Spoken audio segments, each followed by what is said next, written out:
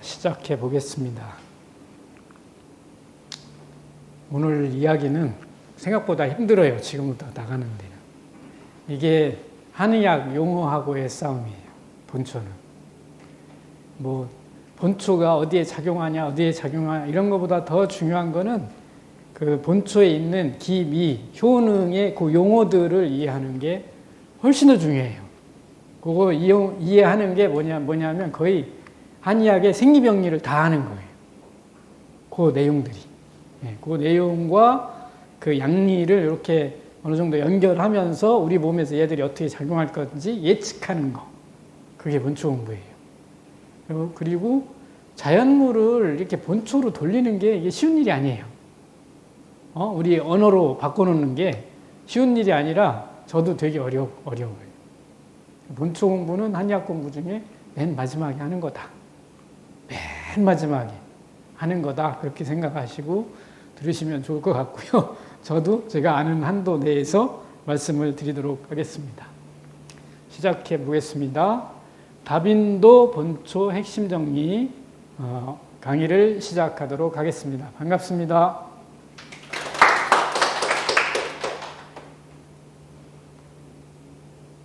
이런 생각을 어떻게 했니? 이제 중요하죠. 원장님들은 한의학을 볼 때 어떤 생각을 가지고 보는데요. 제가 한의학에 관심을 갖고 이제 내가 진짜 공부를 해야 되겠다 그런 생각을 했을 때 맨 먼저 내 머릿속에 무슨 생각을 했을 때 가장 좋은 결과를 만들 수 있었니 그 얘기예요. 그게 뭐냐면 처음에 내가 생각의 씨앗 이런 걸 가지고 한의학을 풀어보면 좋겠다 그런 생각을 한 건데 이겁니다. 이 그림과 이 그림을 어떻게 도대체 이해해야 되니 그거죠. 제일 먼저 생각한 게 나는 이 그림이 항상 가깝잖아요. 내 생각은. 그죠? 항상 보았던 거고 익숙하고. 근데 이 그림은 익숙하지가 않아. 이게 왜 그러냐 이거지. 근데 어느 날 알았죠. 내가 이거에 세뇌되어 있는 거지. 애초에 나는 이걸로 세팅되어 있는 사람인 거야. 근데 이놈으로 바꾸려니까 너무 힘들어. 그게 나였어요. 바뀌질 않는 거예요, 내가. 그럼 이놈을 이렇게 해석해 드려야만 나는 한의학을 이해할 수 있더라고요. 그러니까 이거를 차라리 되게 열심히 공부해서 많이 알아놓고 이놈을 이렇게 흡수해 드리자가 내 생각이에요. 그래서 해부학 공부를 열심히 하는 거예요. 열심히 하면 여기에 이야기가 들어있어요. 이거를 뭐라고 하냐면 여기 써놨죠. 읽어보고 오셨는지 모르지만 서술적 해부학이라고 이름을 붙여야 돼요. 서술적이다. 왜 그러냐면 얘는 평면적이에요. 이야기가 없어요. 그냥 거기에 폐가 있고 거기에 뼈가 있고 거기에 살이 있고 근육이 있고 이렇게 보는 거예요. 이쪽은. 서술적이지 않아요. 왜 거기에 뼈가 있는지 이런 얘기는 없어요. 그죠? 이쪽 그림에는 왜 갈비뼈가 거기가 있니? 이런 얘기는 없다고. 그런데 이쪽 그림에는 그 얘기가 들어있어요. 왜 목구멍으로부터 위가 연결되어 있니? 척추로부터 신장이 왜 연결되어 있니라는 이야기가 들어있어요. 이 그림에는. 그러니까 우리가 실제 해부를 해서 본 거를 그대로 그려놓은 형태가 아니라는 뜻이죠. 얘는. 우리 사고가 묻어있는 그림이지. 근데 이게 이쪽 그림처럼 생각하면 절대로 이해할 수 없는 그림이죠. 왜? 우린 이렇게 보고 이걸 실제로 내가 봐도 이렇게 생겼는데 해부학을 이거라고 그려놓으면 내가 이걸 이해할 수 있어요? 내가 받아들일 수 있나? 못 받아들이잖아요. 그러니까 모르는 거예요. 해부학은. 그러니까 서술적 해부학이라는 거는 관찰 이전에 그 육안적으로 관찰한 거를 가지고 그때까지 가지고 있던 의학적인 지식을 통해서 해부학을 재조립한 거예요. 이 그림이. 이렇게 자세하게 보진 못했지만 눈으로 봤어요. 이렇게 비교 해부학을 하든 돼지를 잡고 그걸 보든 개를 잡고 그걸 보든 하여튼 봤다는 거야. 근데 지금 우리처럼 이렇게 자세하게 못 봤어. 근데 사람을 치료해 보니까 이런 일이 일어나. 이건 알잖아요. 그죠? 그 환자들이 누가 이렇게 얘기해 주면 그게 거기서 그렇게 일어나는구나 이런 생각을 하잖아요. 그 이야기를 같이 맞물려서 여기다 그려놓은 거예요. 이 그림이. 그래서 얘는 서술적이에요. 사실적이 아니고 서술적이라는 거예요. 그래서 이 그림을 이해하려면 얘가 충분히 훌륭해야 이 그림을 이해할 수 있어요. 그게 중요해요. 해부학 공부가 엄청나게 중요하다. 내가 깨달은 건 이거예요. 그래서 이거 공부를 해야 되겠다. 그 다음에 한의학 서적에는 해부학 그림이 없잖아요. 이거밖에. 그러니까 이런 그림밖에 없어요. 그러니까 더 이상 해부학적으로 자세한 구조를 이해한 다음에 내가 뭘 할 수 있는 게 없어요. 그 이야기를 다 뭐로 써놨어? 한문으로 다 써놨어요. 그 이야기를. 근데 이 이야기를 내가 풀 수 있는 방법이 있냐 이거지. 없어요. 이 그림 가지고는 못 풀어요. 이 그림이 필요해요. 내 머릿속에 이 그림이 충분히 들어있으면 한의학에 어떤 내용이 있잖아요. 그 내용이 이 그림에 의해서 풀려요. 무슨 얘기를 하는지. 이게 중요하다는 거예요. 이걸 내가 깨달은 거고 그 얘기를 이제 본초를 가지고 해야 돼요. 본초는 다 그런 얘기예요. 그러니까 본초가 우리 몸에 들어와서 어떻게 작용하니를 이렇게 못 쓰잖아요. 그러니까 이렇게 써놓은 거야. 이런 식으로 써놓은 거예요. 그래서 우리는 여기로 되돌리려면 또 뭘 공부해야 돼요? 본초를? 공부할 때? 양리학을 어느 정도 알아야죠. 그래야 우리 몸에 어떤 성분이 들어왔을 때 어떻게 작용한다는 걸 알고, 뭐 한약은 별거예요. 목구멍으로 들어온 다음에 어떤 작용을 하잖아요. 근데 거기에 성분이 없나? 있잖아요. 대표적인 성분도 있고 뭐 무지 많은 성분이 있겠지만 성분은 있잖아요. 그 성분이 작용 안 한다고 얘기 못 하잖아요. 그죠? 그걸 예측해 가는 거예요. 그러니까 인상 같으면은 뭐 사포닌 뭐 A, B, C가 있다면 A는 뭐하고 B는 뭐하고 C는 뭐하고 이런 연구가 있잖아요. 그러면 그런 연구가 이쪽 인체에서 어떻게 작용하는지 아는 것 자체가 인삼을 알아가는 기본 토대라는 거예요. 기본 토대. 그거 가지고 이게 인삼의 작용이다라고 얘기는 못 해요. 왜? 그거 이외에도 굉장히 많은 성분이 있으니까. 그렇죠? 그러니까 하나의 성분 가지고 얘기하면 안 된다는 거죠. 인삼은. 그러니까 본초는 어려운 거예요. 한없이 어려운 거예요. 파고 들어갈수록. 더 많은 성분이 들어있을 거니까. 그 다음에 그 성분들이 우리 몸에 들어와서 다 작용할 거니까. 근데 뭐를 가지고 우리가 이 인삼의 주작용이다 이렇게 얘기할 수 있어요? 잘 못합니다. 근데 어쨌든 장시간 동안 쳐다본 게 있고 기록이 있으니까 그런 기록을 가지고 인삼을 예측해 보는 거예요. 그 얘기를 하는 겁니다.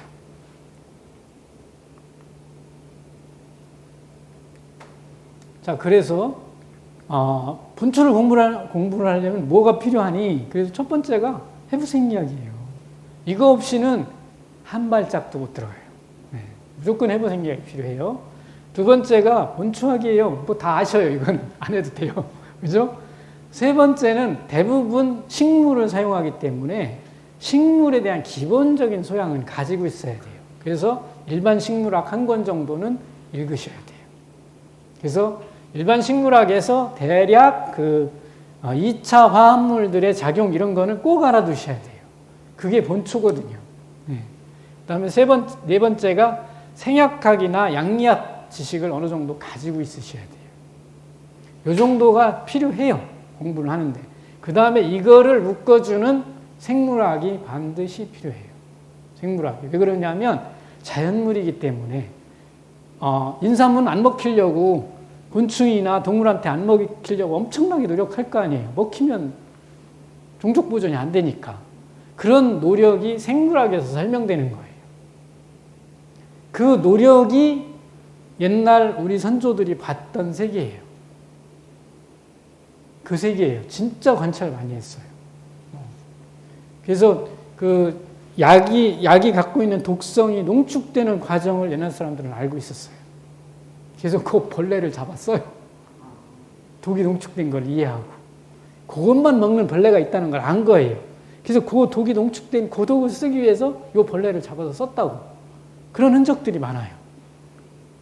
그러니까 생물학적 지식 아니면 이해할 수 없는 영역이에요. 그래서 꼭 이 정도가 본초 공부하는 데는 필요하다. 그런데 이 정도가 생각보다 많은 지식을 요구합니다. 본초가 그래서 제일 어려워요. 본초 정리를 하는데 핵심은 저런 지식을 가지고 본초를 봐야 돼. 그럼 뭐를 봐야 돼? 본초 속에서? 첫 번째는 기미예요. 기미론 하는데 이제 공부하다 보면 이제 이런 거죠. 기미론 다 잊어먹고 효능, 성분 여기에 이제 완전히 몰입을 하죠. 현대에 와서는. 양리학이 위주가 되는 거잖아요. 본초를 잊어버린 거예요. 그거는. 양리학이지.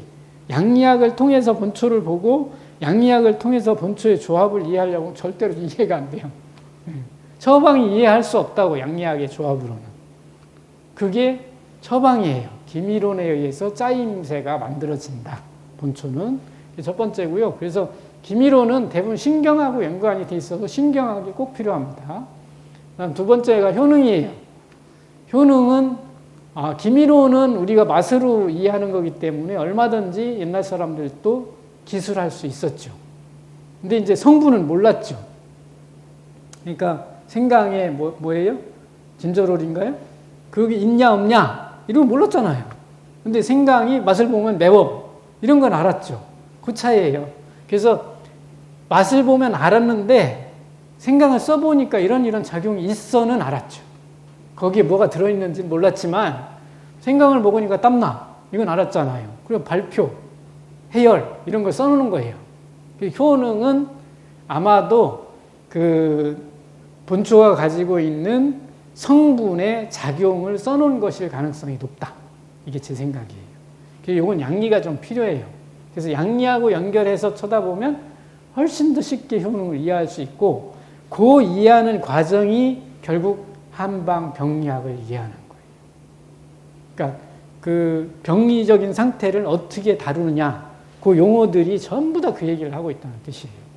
그 다음에 이런 본초를 이해하기 위해서 제일 먼저 생각한 사람의 아이디어가 필요해요. 한의학을 공부할 때 처방도 마찬가지고 맨 먼저 생각한 사람의 아이디어를 들여다보는 게 무지무지 필요합니다. 그게 신농본초경이에요. 그래서 신농본초경부터 본다. 신농본초경에서 무슨 얘기를 했냐가 가이드라인이에요. 가이드라인, 기본적인 가이드라인. 그 다음에는 거기에 붙어요. 후대로 가면서 붙은 것들이 어떤 역할을 하는지를 이해하는 거예요. 그리고 그 다음에 양리인데요. 양리에서 중요한 거는 대부분 동물 실험이라는 거예요. 이거 인체 실험으로 생각하면 안 돼요. 네. 그 다음에 동물 실험 중에서도 대부분 요 실험실, 이 뭐죠? 샬레? 거기에서 이루어진 거예요. 그래서 세포 단위의 작용이 제일 많아요.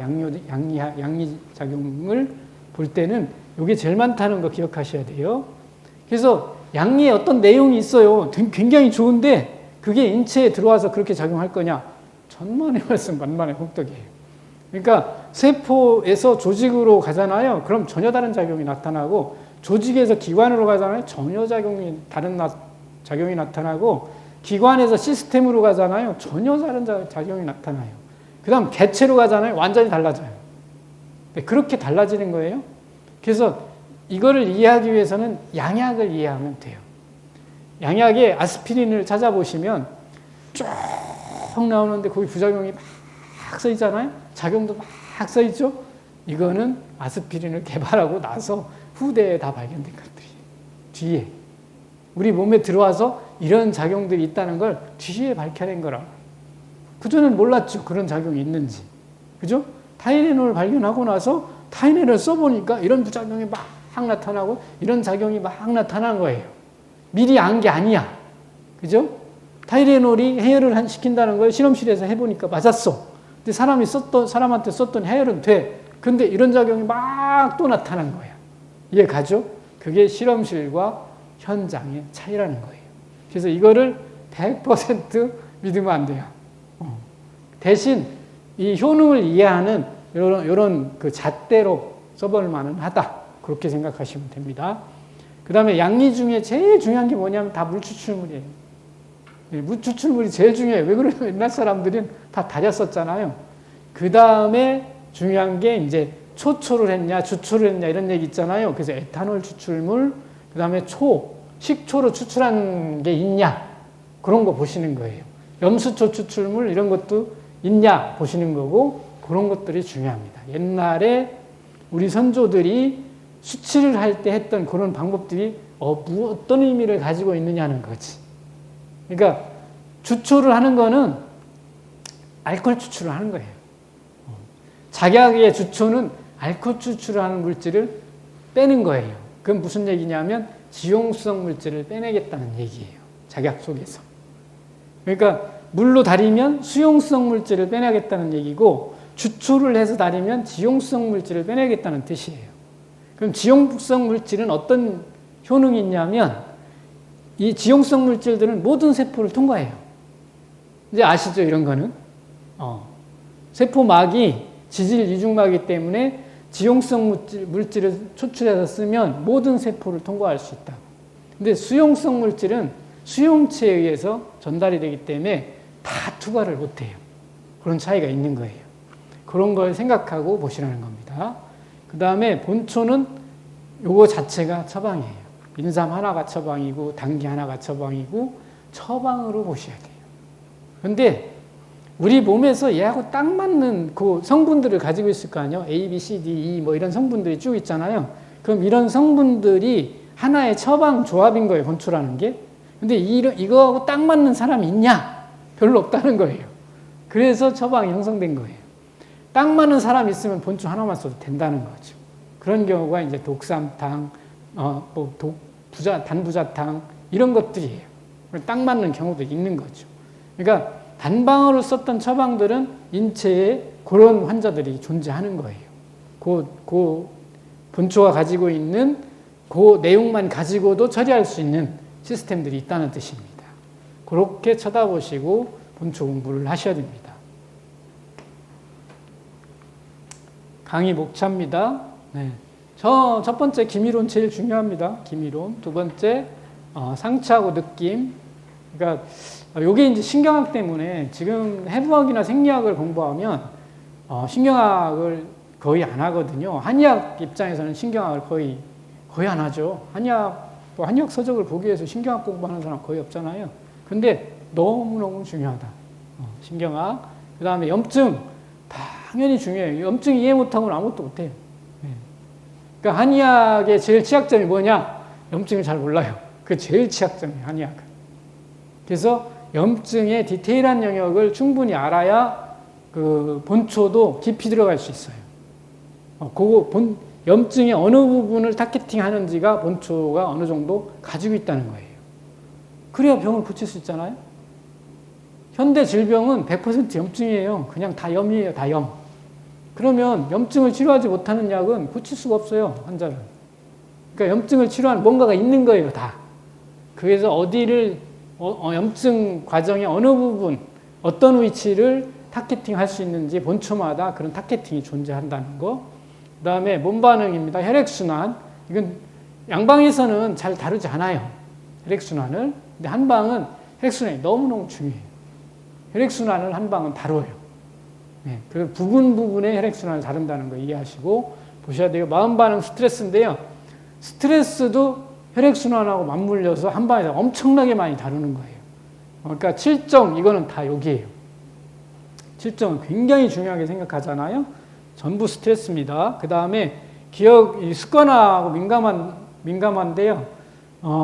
요거는 왜 필요하냐면 우리가 만성질환을 다루잖아요. 그러면 환자는 환자로서 변형을 일으켜요. 끝에 가면. 그러니까 중풍 환자는 중풍 환자가 되는 거예요. 생각도 그렇게 변해요. 요거를 되돌려줘야 해결할 수 있거든요. 그게 이제 기억입니다. 몸이 이그러지면 기억도 이그러지는 겁니다. 그걸 바로잡아 줘야 돌아옵니다. 그런 거 기억하셔야 되고요. 제가 생각하는 한의학의 정의. 한방은 무엇을 목표로 치료를 해야 훨씬 더 효과적일까? 그런 정의. 그 다음에 다빈도 본초는 이렇게 그래서 여기다 다 염증을 붙여놓은 거예요.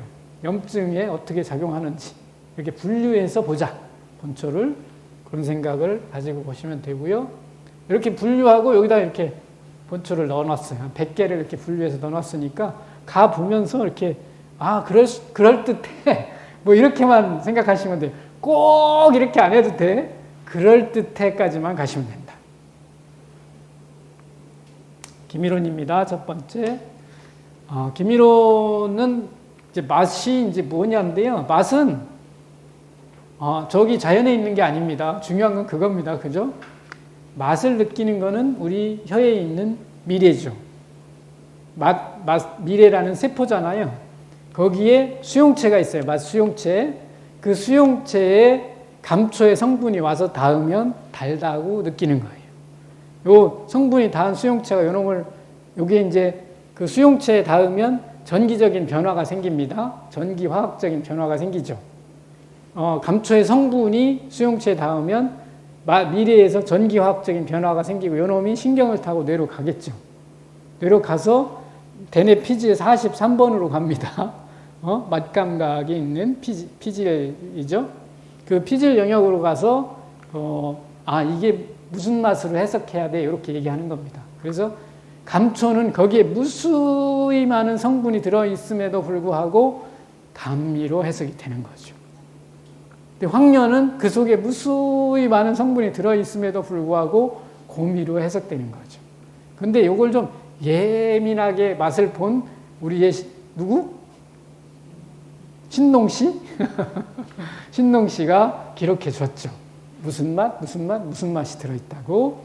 근데 그 맛들이 우리 몸에 들어와서 그렇게 그래, 단맛이야. 그러면 그거로 끝이냐? 그건 아니죠. 왜 단맛을 구별해요? 단맛을 구별하는 이유가 있을 거 아니에요, 우리 몸이. 그걸 구분해야 되는 이유가 있을 거 아니에요. 그런 생존 문제라는 거예요. 내가 좀 더 생존에 유리한 것을 먹을 수 있도록 세팅된 거죠, 맛이. 그래서 단맛을 먹으면 훨씬 더 생존에 유리한 거예요. 왜? 단맛이 대부분 영양소니까. 쓴맛은 대부분 알칼로이드계라고 해서 독성이거든요. 그러니까 일반 식물학을 한 번만 읽으면 알 수 있는 내용이에요. 쓴맛은 대부분 알칼로이드 성분으로 그 식물이 동물에게, 초식동물한테 뜯어먹히지 않으려고 만들어 놓는 물질이지. 초식 곤충이나 초식 동물한테 뜯어먹히지 않으려고 만들어 놓은 물질이 알칼로이드예요. 그래서 알칼로이드는 먹으면 독성이 있으니까 버리라고 하는 거예요. 먹지 말라고 하는 거지. 그래서 그것도 생존의 문제죠. 신맛도 마찬가지예요. 신맛은 대부분 덜 익은 과일맛 이런 거잖아요. 그 덜 익은 거 많이 먹으면 어떻게 돼? 얘들도 독으로 작용하죠. 그래서 설사하거나 소화불량이 오거나 이런 게 오거든요. 그 다음에 신맛이 또 뭐냐면 상한 맛이. 그래서 이것도 생존의 문제예요. 짠맛은 당연히 생존의 문제죠. 체액의 삼투압 조절을 해야 되니까 생존 문제입니다. 그 다음에 또 뭐 있나요? 신맛, 단맛. 매운 건 맛이 아니라고 얘기를 했고요. 그거는 자극이다. 때리는 거다. 그 내장을 때리는 게 매운 거예요. 고추 막 이제 스트레스 받으면 매운 거 먹고 싶다고 하잖아요. 여성분들이 대부분 그러더라고. 스트레스 받으면 매운 거 먹고 자기 내장을 막 때리는 거야. 자기 학대를 하는 거지. 그래서 스트레스를 풀고 있다. 자기 학대를 하면서. 그 우울증 환자들이나 이렇게 그 극도의 강박장애에 있는 환자들이 자해하는 거하고 똑같습니다. 원리상으로는 똑같은 겁니다. 네. 그래서 매운맛은 자극미다. 그 다음에 또 하나 맛이 있죠. 오아미라고. 그 담백한 맛도 이제 수용체가 존재한다는 거를 인정하고 있잖아요. 그런 것들이. 그래서 맛은 뭐냐? 생존 전략입니다. 자연계에는 그런 건 없다. 근데 맛은 뭐냐? 생존에 필요하기 때문에 우리 몸에 장착된 거다. 이렇게 이해하시고요. 그거에 따라서 우리 몸은 작동을 한다. 그러니까 쓴 거 먹으면 어떻게 돼요? 내보내야 될 거 아니에요. 그 시스템이 작동하는 거예요. 신 거 먹어도 내보내려고 노력할 거예요. 그죠? 그런 노력들을 하고 있다. 단 거 먹으면 기분이 좋아지는 거죠. 이렇게 느긋해지겠죠. 배고프다 밥 먹으면 느긋해지는 거 똑같아요. 이런 생각을 하셔야 됩니다. 그래서 그런 이제 정서에 자극을 주는 거예요, 맛들이. 그러니까 정서에 자극을 주는 거하고 앞에 이제 스트레스하고 이렇게 연결돼 들어오는 겁니다. 그 다음에 체온과 감정이 혈류를 재분배하죠. 맛에 의해서도 재분배되는 거죠. 지금 얘기처럼. 그러니까 토하려면 혈류를 어떻게 움직여야 돼? 이런 거 생각해 볼만 하잖아요. 설사하려면 혈류를 어떻게 움직여야 돼? 매운 걸 먹으면 혈류가 어떻게 움직여야 돼? 이런 거 생각해 볼만 하잖아요. 네, 그렇게 생각하셔야 돼요. 그 다음 한열허실을 신경과 연결해서 설명할 수 있어야 돼요. 한열허실. 그러니까 춥다 덥다가 그냥 내가 춥다 덥다가 아니야. 센서가 있어 우리 몸에. 추위와 더위를 미래에 있는 그 수용체처럼 추운 온도를 수용하는 수용체들이 존재해. 어디에? 피부나 내장에 다 존재해. 그래서 6가지가 있어. 그 수용체들의 외부 온도에 따라서 어떤 놈이 자극되고 어떤 놈이 자극되고 이런 게 있다고.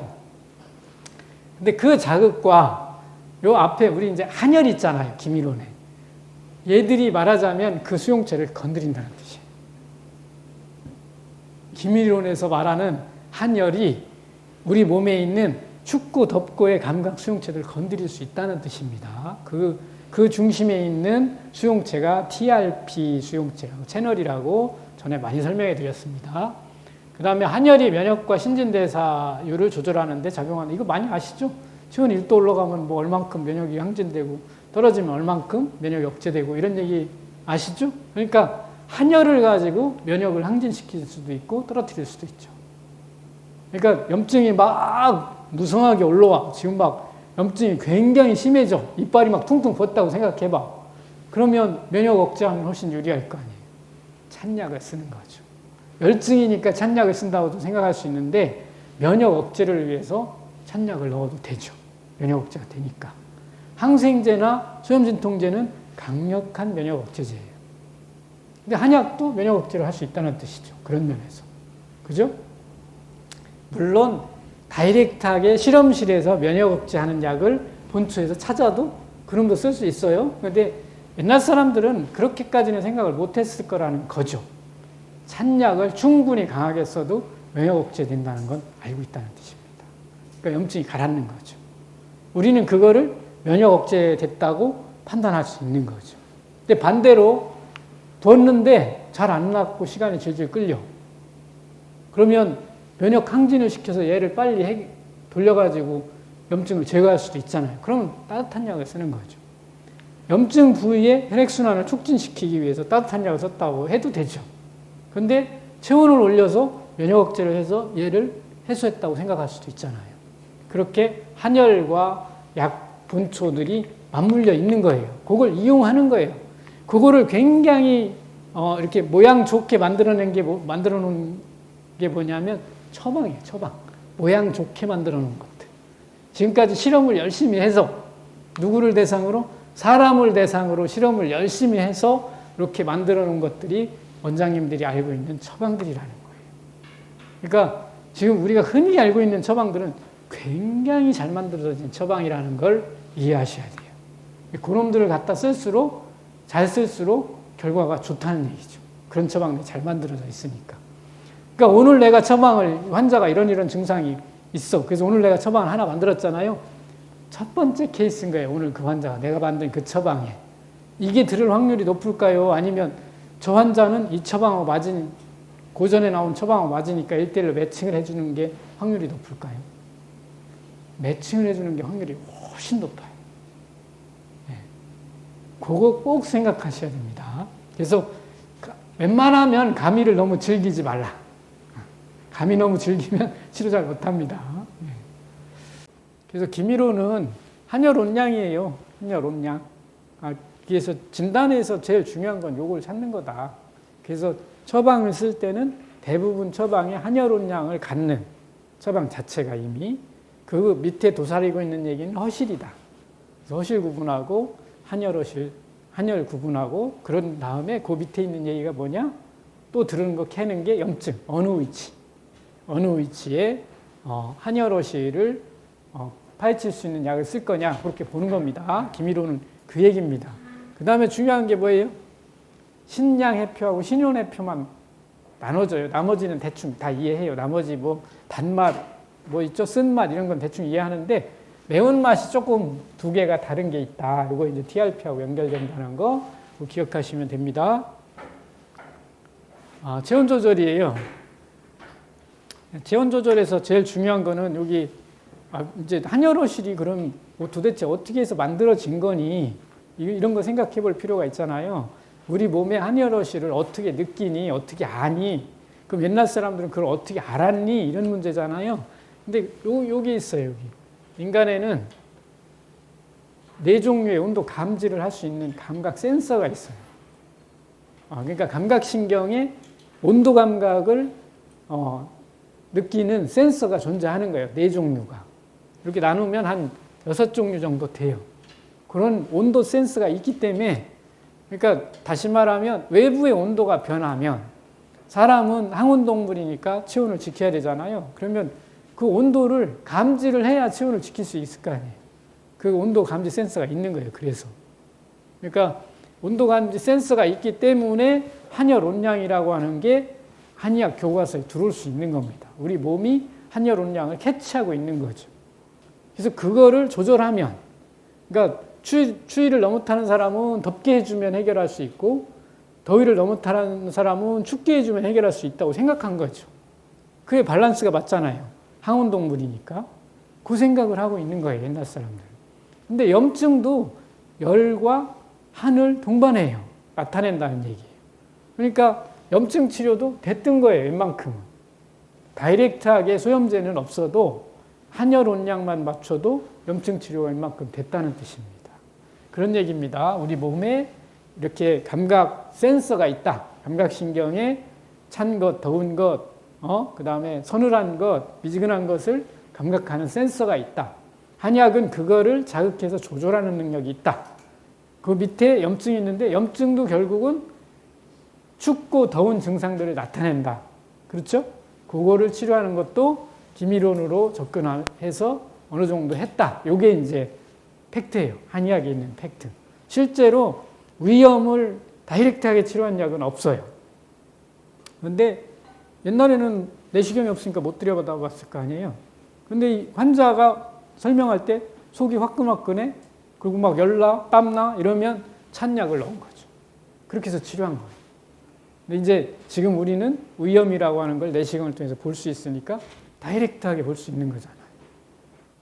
그 상황을 머릿속에 미리 이제는 우리가 뭔가 염증이 있구나라는 걸 알잖아요. 간접적으로 다. 간접적으로 아니까 그 상황을 머릿속에 넣고 생각하면 훨씬 쉽다는 얘기. 이해 가시죠? 여기까지. 네. 자, 감각신경로예요. 그러니까 그런 그 피부에 이제 춥고 덥고가 다 있는데 감지를 하는데 그걸 어떻게 실어날르니, 그 다음 우리가 어떻게 이해하니 이런 거잖아요. 그래서 감각신경이 여기 있어요. 여기. 온도하고 통증 감각이. 이렇게 해서 피부에서 이렇게 해가지고 척수를 타고 어디로 가 대부분? 스파이노 살라미. 그러니까 척추 시상로를 따라서 대부분 갑니다. 척추 시상로를 따라서 대부분 가고, 그 타고 가다가 이 시상하부로도 있어요. 척추 시상하부로도 있다고.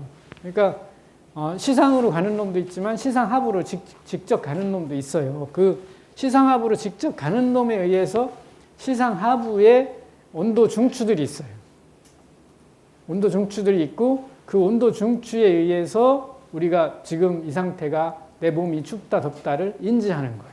그 다음에 그 춥다 덥다를 인지한 다음에 행동으로 나오는 거예요.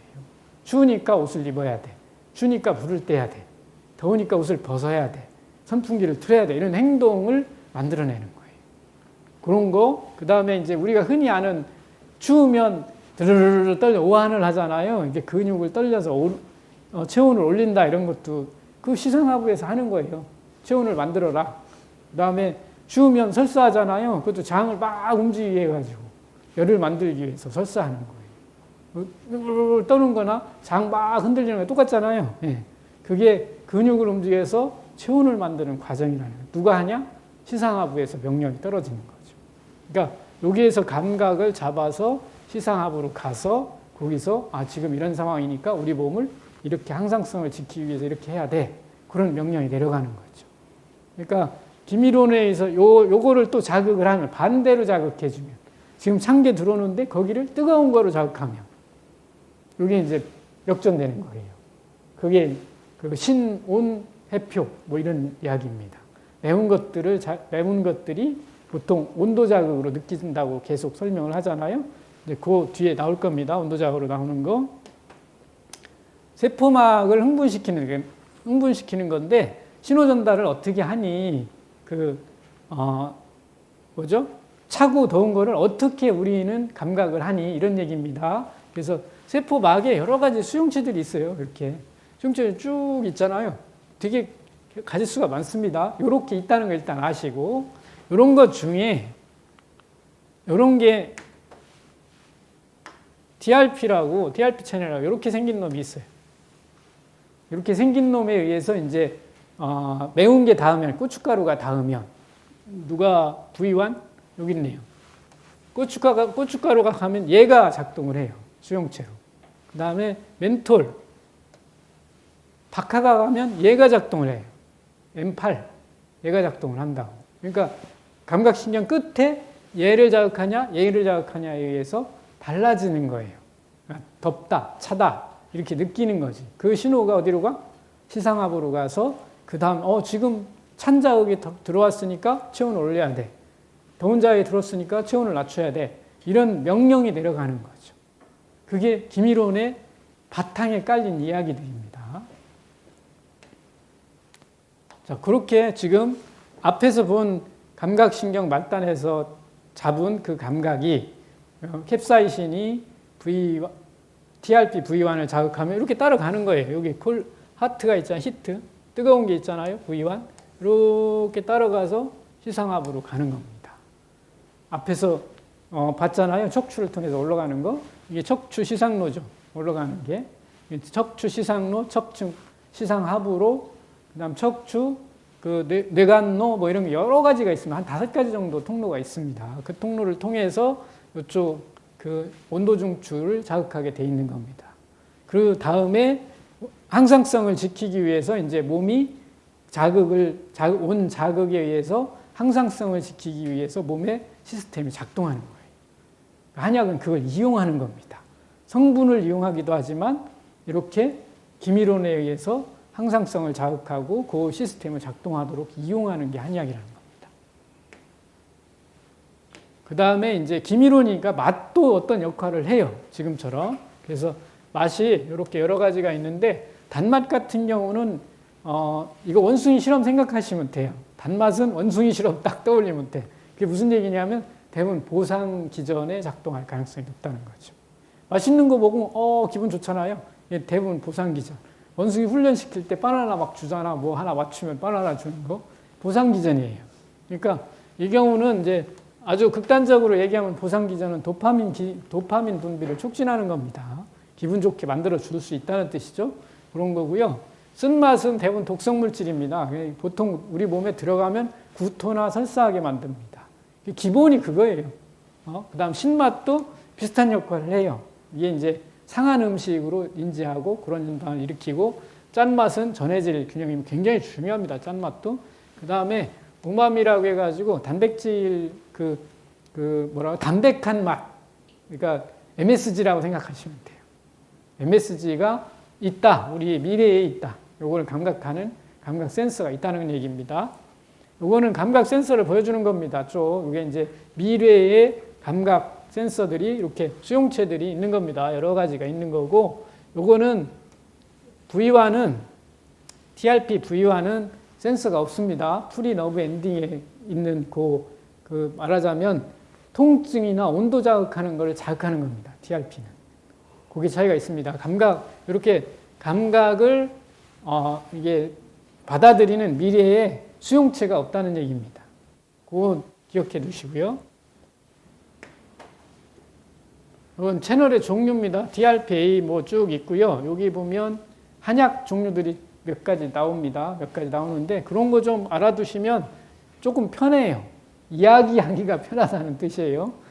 계지 같은 경우는 여기 계피향이라고 해서 A1에도 있고요. 그 다음에 V3에도 있습니다. 계피향. 그러니까 뜨겁고 차가운 느낌을 둘 다 갖고 있는 거예요. 계피가. 이런 것 중에 아닐린이나 마늘이 요거하고 같아요. 그건 뜨겁고 차가운 거 2가지 다 자극합니다. 그런 약재도 존재한다는 거 아시고 이렇게 온도로서 인지하는 여러 가지 그 DRP 수용체가 있다. 감각신경 말단에 수용체가 있다는 거 알아두시고요. 시상하부입니다. 여기에 온도 중추가 있습니다. 요거 여기 이쪽에 AN이라고 해서 열 발산하는 중추가 있고요. 여기 PN이라고 해서 열 보존하는 중추가 있습니다. 대부분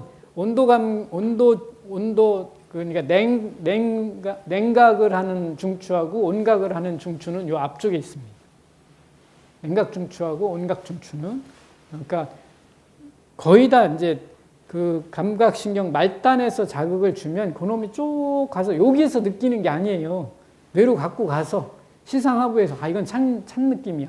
이거는 더운 느낌이야. 이렇게 느끼고 그거에 따라서 항상성을 유지하기 위해서 혈액을 움직이는 거죠. 더우면 혈액을 피부 쪽으로 보내야 될 거 아니에요. 피부 사지로. 추우면 피부 사지에서 내장 쪽으로 보내야 될 거 아니에요. 그런 것들을 하는 거예요. 그걸 이용해서 염증이 있을 때 혈액을 이렇게 움직여가면서 치료할 수 있는 겁니다. 자, 요 그림은 호흡신경계예요. 신경계는 이제 신경 이야기가 나왔으니까 감각신경을 자극하고 이렇게 하잖아요. 근데 우리 신경계는 그냥 중추신경계, 말추신경계 이렇게 나누면 뭐 그렇게 배우면 그런 기비다 하고 끝나잖아요.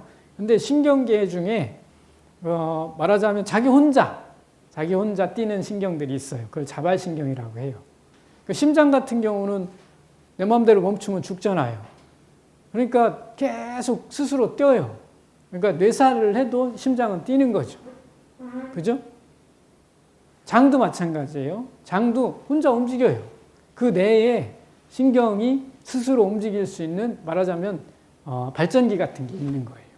그거를 자발발화라고 해요. 그 다음에 호흡중추도 여기 중매 이쪽에 있는데 호흡중추도 마찬가지예요. 우리가 숨을 멈추면 죽잖아요. 그러니까 얘들도 계속 자발발화를 하는 거예요. 그러니까 일정한 리듬으로 발화를 하고 있다고. 발화라는 게 뭐냐면 전기 신호를 주는 거야. 똑딱 똑딱 이렇게 펄스로 계속 만들어내는 거예요. 신경세포가. 근데 대뇌로 가면 대뇌 피질이 만약에 이런 일을 하면 어떻게 될까요? 자동발화가 되면. 이게 정신질환이에요. 미치는 거예요. 컨트롤이 안 된다는 뜻이죠. 그러니까 대뇌 피질 여기저기서 막 발화하면 난리 나죠. 이게 말하자면 바깥에서 들어오는 정보에 의해서 일정한 패턴으로 발화를 해줘야지 지멋대로 발화하면 난리 나는 거예요. 그러니까 그 경우가 뭐냐면 환각, 환청 다 이런 거예요. 발화가 잘못되는 게. 그런 거고요. 그 다음에 선망은 조금 다른 거예요. 선망은 조금 다르고 환각, 환청하고는 좀 달라요. 선망은 영양 부족이래요. 뇌 영양 부족이 돼가지고 이게 정상적으로 네트워킹이 잘 안 되는 상태를 선망이라고 한다고 해요. 자, 어쨌든 그 자동 발화하는 데가 여기가 있다. 기억하시고 여기도 있다고요. 심장도 있어요. 자동 발화하는 거 있습니다. 여기 다 아시죠, 요거? 그 다음에 장신경계도 자동 발화합니다. 이거. 그래서 연동운동이 스스로 일어나고 있는 겁니다. 그러니까 교감신경, 부교감신경이 장을 움직이게 한다. 이게 아니에요. 장은 원래 움직이는데 교감신경, 부교감신경은 장을 좀 더 움직일 거냐, 좀 덜 움직일 거냐 이런 명령을 하는 겁니다. 이렇게 해서 이 신경계가 이렇게 말하자면 자동 발화하는 신경계가 몇 군데가 있는데 얘들을 살리는 방법들이 무지무지 많이 얘기하는 거예요. 한 방에. 이거를 살리는 이야기들. 걔들을 조금 더 자극할 수 있는 방법 이런 것들을 굉장히 많이 얘기하고 있는 거예요. 그래서 김이론이 그런 얘기가 함축되어 있는 거라고 보시면 돼요. 그러니까 인삼의 대보원기 이렇게 했을 때 그런 이야기가 뇌실질, 말하자면 대뇌 피질만 좋게 하냐 그런 게 아니에요. 옛날 사람들이 얘기한 건 이거일 가능성이 훨씬 높아요. 얘들의 자동 발화 능력을 더 좋아지게 하는 쪽으로 이야기할 확률이 훨씬 높다는 거예요. 그래서 기가 여러 개로 나눠진다고 전에 설명을 했잖아요. 그러니까 뭐죠? 원기, 진기, 종기 막 이런 나눈 이유가 요 자동 발화들 때문에 가만히 우리 몸을 들여다보면 지가 스스로 움직이는 동네들이 있는 걸 아는 거죠. 네, 그런 얘기입니다. 중심 체온의 변화입니다. 아까 이제 TRP 수용체에 계지가 들어가서 V1을 자극을 하면 체온이 높다고 느낀다고 했잖아요. V1은 45도 정도 느끼니까. 그럼 체온이 높으면 이렇게 갈 거 아니에요. 그죠? 혈액이 흐르면 이렇게 되는 거예요. 근데 A1 쪽으로 가면 혈액의 흐름을 이렇게 만들겠죠. 차지게 만들겠죠. 이제 그런 거를 이해하는 겁니다. 그러니까 시상하부를 자극해서 지금은 차져야 돼. 그런데 한약을 쓸 때를 생각해야 됩니다. 이건 이제 또 고지고대로 이렇게 생각하면 이때 A1을 쓰냐? 아니잖아요. 반대로 쓰는 거잖아요. 한약은. 그러니까 항상성이기 때문에 찰 때 V1을 자극하는 거죠. 더울 때 A1을 자극하는 거죠. 그렇게 해야 약이 듣는 거예요. 한약이. 그러니까 찰 때 A1을 주면 이 사람은 더 차지거나 효과가 없겠죠. 그런 거로 보시라는 얘기예요. 그러니까 효과가 미미하거나 사람이 좀 더 차지거나 이런 느낌을 받겠죠. 그런 경우들이 있습니다. 약이 안 맞으면 몸이 막 서늘해지는 그런 경우들이 있는데 그런 경우들에 해당합니다. 그래서 한약을 쓸 때는 반대로 쓰고 있는 거죠. 그러니까 이 경우는 낮은 온도로 느끼게 하는 A1 계열, 그러니까 멘톨이나 이런 게 들어가는 거고, 이 경우는 따뜻한 계열, TRP V1 종류나 이런 것들을 넣어줘야 효과가 훨씬 좋은 거죠. 그렇게 치료하고 있다는 겁니다. 그 명령을 누가 내리니? 시상하부에서 내려오는 겁니다. 항상성 때문에. 체온과 면역력입니다. 그러니까 이제 체온을 이렇게 조절을 하면 뭐가 유리하니 그런 얘기잖아요. 그러니까 체온 1도가 높아지면 면역력이 이만큼 높아진다. 이런 얘기입니다. 그러니까 차고 덥다는 것만 조절해도 우리 몸이 염증이나 이런 상황에서 벗어날 수 있는 확률을 무지무지 높여줄 수 있다. 이런 얘기죠. 근데 이제 이 이야기, 한의학에서 이 이야기의 좀 빈 구석, 부족한 구석이 뭐냐면 염증의 말하자면 즉각적인 이해. 그게 부족한 거예요. 이게 두리뭉실하게 체온을 올리면 면역이 좋아지니까 염증 낫겠지 이런 거보다 의염이야. 그럼 이걸 어떻게 치료해야 돼? 이 문제가 좀 약하다는 얘기예요. 한방. 이렇게 두리뭉실하게 해서 체온을 올리면 염증을 빨리 고칠 수 있어. 좀 더 낫게 할 수 있어. 이런 얘기는 좋은데 구체적으로 갔을 때 생각보다 약한 거예요. 대응 능력이. 그 부분을 채우셔야 돼요. 염증을 치료하는 뭐라고 할까요? 스킬을 만들어서 이 부분만 채워주면 생각보다 잘 나아요. 한약도. 네. 그런 얘기입니다. DRP의 진통에 대한 연구입니다. 여기 처방 많이 아는 처방들 다 아실 거고 여기에 빨간색이 전부 다 TRP 자극한다고 얘기하는 겁니다. 그렇게 해서 통증을 억제하는 아까 어디서 앞에서 봤을 때 통증이 그 프리 너브 엔딩에서 자극을 받잖아요. 감각신경 말단의 프리 너브 엔딩이 통증 온도 감각을 센싱이 되는 거죠. 감각이 수용되는 거잖아요. 그 위치에서 그 위치를 얘들이 자극할 수 있다는 얘기예요. 그래서 통증을 컨트롤하는 가능성이 있다. 그게 연구된 거예요. 이게 그런 식으로 보면 거의 다예요. 우리가 알고 있는 거의 모든 본초. 그런 거의 모든 본초들이 아마도 DRP나 이런 감각신경 말단을 자극해서 신경계를 조정함으로써 우리 몸의 항상성의 균형이나 이런 걸 만들 가능성이 높다. 그렇게 보셔야 됩니다.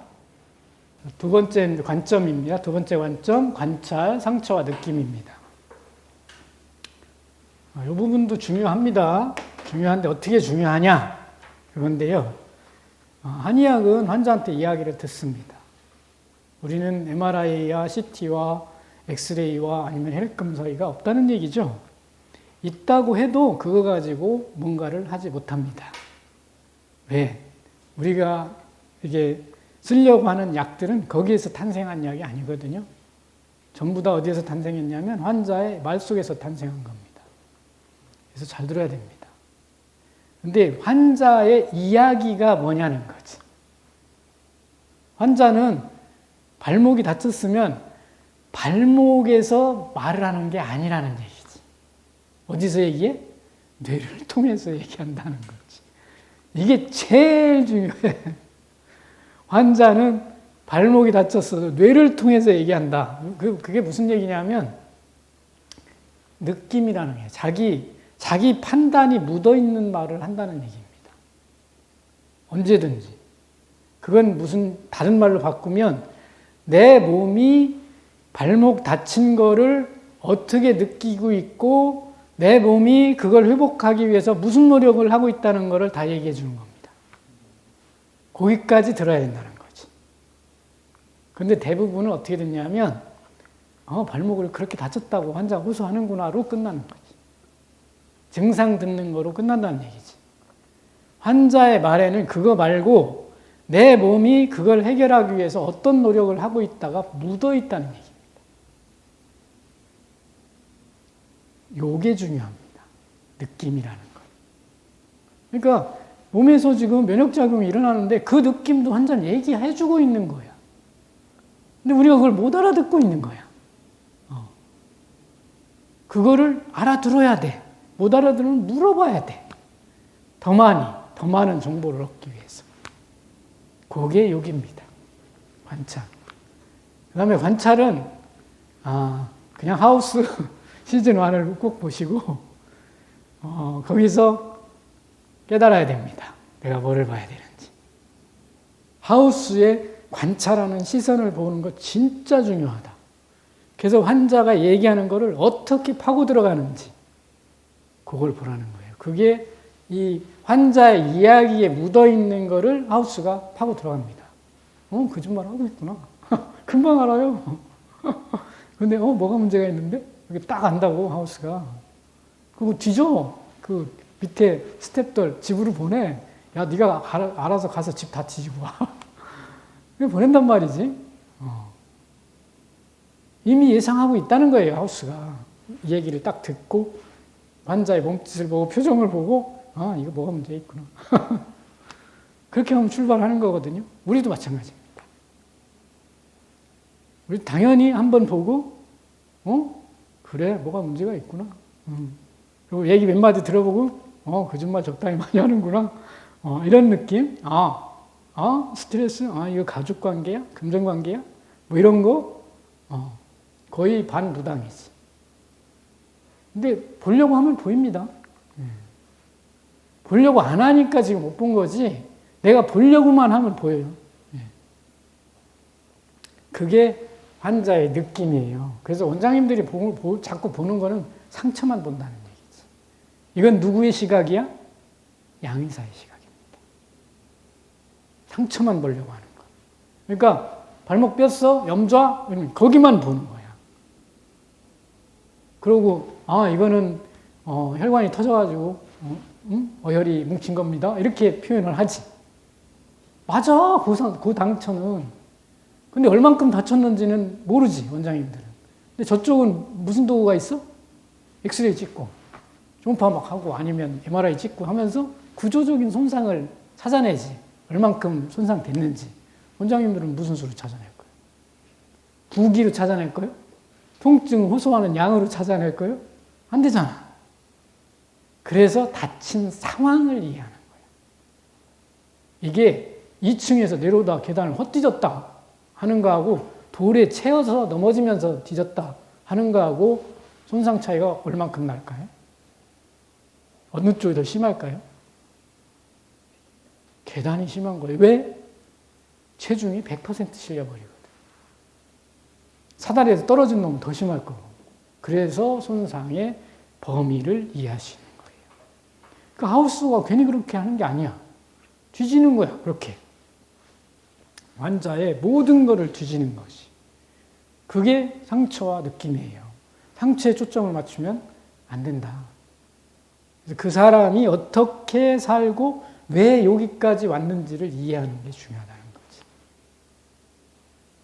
그래서 그 느낌에서 우리가 받는 것들이 무지무지 많은 거예요.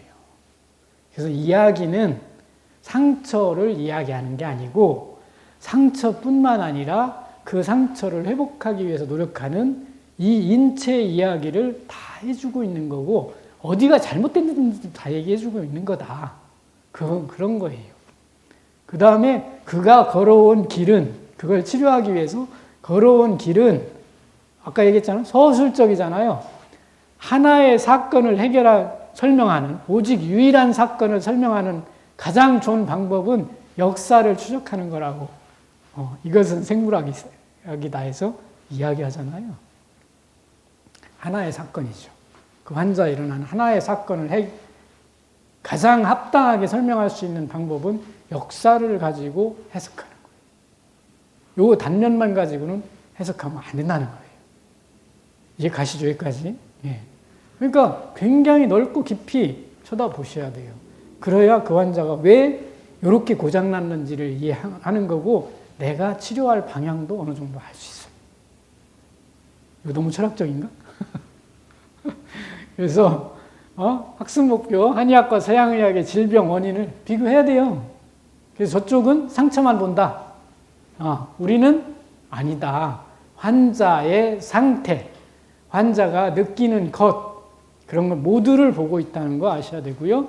질병 분류를 비교해야 돼요. 그러니까 우리 한의학의 원인은, 질병 원인은 내인이냐, 외인이냐, 불내외인이냐 그렇게 구분하잖아요. 내 안에 그 원인이 있니? 내 바깥에 있니? 그 중간쯤 어딘가 그걸로 구분할 수 없는 데 있니? 이런 식으로 구분한단 말이에요. 그래서 그런 거예요. 상처, 위치로 구분했으면 이렇게 구분할 리가 없잖아요. 그렇게 구분해놓고 또 구분을 했죠. 허리 아픈 놈을 어떻게 치료해? 무릎 아픈 놈을 어떻게 치료해? 이렇게 동의보감 구분하잖아요. 몸 구조로 구분하는데 서양 같지는 않죠. 그건 해부학의 한계죠. 해부학이 좀 더 발달했으면 그렇게 또 구분해놨을지도 몰라요. 근데 오장육부 정도 수준까지만 구분해놓은 거죠. 지금은 인대 손상 뭐 이렇게 하는데 허리 아파, 좌석요통, 습요통, 뭐 담음요통 그런 식으로 구분해놨지. 이게 퇴행성 관절염, 뭐 디스크 이런 식으로 구분 안 했잖아요. 구조를 몰랐기 때문에 그렇게 구분을 한 거란 말이지. 그 내용 중에도 내인이냐, 외인이냐, 불내외인이냐를 구분하는 거예요. 그게 더 큰 덩어리인 거야. 그러니까 개체를 보다 보니까 큰 덩어리가 중요해진 거예요. 옛날 사람들 입장에서는. 그 포커스가 중요한 게 아니고 큰 덩어리를 보니까 저 심장 고장났네 이렇게 얘기하는 거야. 여기가 중요한 게 아니잖아. 그 큰 덩어리가 왜 저기가 고장났지? 이렇게 생각을 해야 되는 거지. 야, 여기가 고장날 일이 뭐가 있어? 여기가 열날 일이? 그런 거잖아요. 그죠? 그러다 보니까 전체에서 어디가 고장났는지를 자꾸 생각하게 되는 거죠. 이해 가죠? 여기까지? 요게 느낌이 갖고 있는 특징입니다. 그 다음 그래서 다루고자 하는 단위나 영역을 설명할 수 있어야 됩니다. 그 다음에 서양의학의 생명정의를 설명할 수 있어야 돼요. 이제 왜 내가 이걸 주장하는지 앞에 그 신경, 기를 분류하는 것 때문에 이야기를 하는 거예요. 서양의학의 생명정의가 뭔지 보시고 한의학은 생명정의를 어떻게 했는지 보시고 그럼 이 차이가 진짜 극명하거든요. 서양의학에서 생명정의는 생명의 기본 단위로 정의합니다. 그래서 세포입니다. 서양의학은 생명의 기본 단위로 정의하는 겁니다. 이 생명을 정의하지 않습니다. 서양의학. 그러니까 이 생명을 치료하는 방법이 없어요. 기본 단위는 세포를 치료하는 방법만 존재하는 거예요. 그래서 이 생명 정의를 갖고 있는 그게 굉장히 중요해요. 그러니까 내 눈에 신경이 심장이 따로 움직이고 소화관 따로 움직이고 폐 따로 움직이고 보인 거예요. 그걸 세포로 봤으면 안 보였겠죠. 그 다음에 얘들을 하나의 베이스에서 다루는 것도 보이는 거예요. 생명을 정의하니까. 이게 생물학적인 정의예요. 그래서 한의학은 생물학하고 거의 똑같은 거예요. 그래서 이런 생명 정의가 필요하다. 관찰하기 위해서 필요한 겁니다. 상처와 느낌입니다. 그래서 서양의학은 세포 손상입니다. 왜? 생명 정의가 이쪽은 생명의 단위를 세포로 봤기 때문에 질병은 세포가 손상된 걸 그냥 보는 거예요. 당연하잖아요. 그렇게 정의했으니까. 그죠? 우리는 생명 정의가 개체예요. 개체가 안녕하냐? 이게 생명 정의예요. 그러니까 사기 실하냐? 외부에서 침범, 내가 많이 아프니? 바깥 어떤 문제 때문에 많이 아프니? 이런 걸 묻는 거지, 세포가 고장났니? 이런 걸 묻는 게 아니야. 그러니까 사기실 정기허라는 말이 나올 수밖에 없는 거예요. 네가 건강하면 안 아프지. 네가 건강하지 않으니까 그 바이러스가 들어온 거 아니야? 이 얘기를 하고 있는 거예요. 그럼 네가 건강하지 않으니까 바이러스가 들어오면 어떻게 치료해? 너 건강하게 해주면 치료할 거 아니야? 이게 한의학의 논리인 거야. 근데 이쪽 생각을 가지고 요놈을 쳐다보면 보이냐 이거지. 안 보여. 죽어도 안 보인단 말이지. 그러니까 이게 덩치가 커. 이게 다루는 덩치들이. 그 큰 거를 봐야 돼. 그게 필요해. 그 다음에 분류도 마찬가지. 이쪽은 요 세포 손상이니까 위에 있는 세포가 손상되면 위염. 피부에 있는 세포가 손상되면 피부염. 코에 있는 세포가 손상되면 비염. 이렇게 붙이는 거야. 병명은. 근데 이쪽은 못 붙이지, 그렇게. 개체 문제니까. 지금 얘기했잖아요. 바깥에서 온 거냐. 내 바깥에서 온 거냐. 내 안에서 생긴 거냐. 그 다음에 이런 걸로 구분할 수 없는 거냐. 이렇게 구분했다고. 단위. 그래서 환자예요. 환자. 우리는 환자의 느낌을 쫓아가는 거예요. 그래서. 이쪽은 세포예요. 그래서 세포 손상되는 원인을 뒤에 나오겠지만 잔뜩 열거해놨잖아요. 우리도 필요해요. 옛날 사람들은 이걸 잘 몰랐어. 그래서 디테일한 데 가서 힘들었어요. 치료하는 게. 그래서 생각보다 염증 치료하는 처방들이 많지가 않아. 한약에. 왜? 요 디테일한 능력이 없었거든. 근데 지금 중국 의학에서 이런 걸 많이 하잖아요. 이런 처방이 많아요, 중국 의학에. 연구만 하면 갖다 쓰면 돼요, 그것도. 그 정도는 충분히 많이 연구돼 있어요. 우리가 이제 인체를 구분하는 힘, 아니면 진단하는 힘이 생기고 그런 처방을 갖다 쓰면 잘 듣죠. 그러니까 임상탐색에 있는 처방들이 알고 있으면 잘 들어요. 좋은 처방들이에요, 그거. 근데 거기까지 가는 게 어려워요, 원장님들이. 진단이 잘 안 돼가지고. 그러니까 서양의학의 진단 방법에 의해서 이런 걸 찾아내면 지금처럼 심장 기능에 뭐가 문제가 있다라고 확실하게 찾아내면 방법이 있다니까. 근데 그걸 변증으로 해서 여기 뜨끈뜨끈해. 풍열인가? 이러면 이제 날아간 거죠. 도저히 못 찾아냅니다. 그거. 그겁니다.